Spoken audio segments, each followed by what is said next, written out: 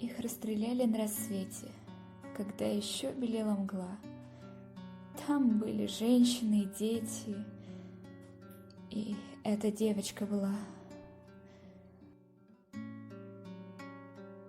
Сперва велели им раздеться, затем ко рву всем стать спиной. Но вдруг раздался голос детский, наивный, чистый и живой.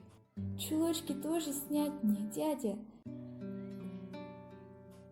Не упрекая, не грозя, смотрели, словно в душу глядя, трехлетней девочки глаза. «Чулочки тоже?» И смятением на миг эсэсовец объят.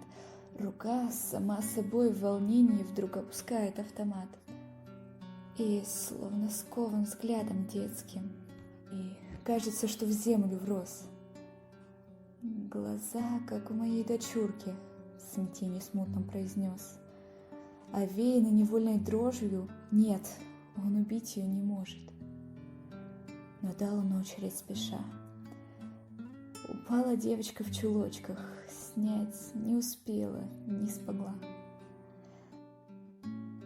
Солдат, солдат, что если б дочка твоя вот так же здесь легла? И это маленькое сердце пробито пулею твоей. Ты человек, не просто немец, ты страшный зверь среди людей. Шагал эсэсовец угрюмо, шагал, не поднимая глаз. Впервые, может, эта дума в мозгу отравленном зажглась. И снова взгляд светился синий, и снова слышится опять, и не забудется поныне. Чулочки, дядя, тоже снять?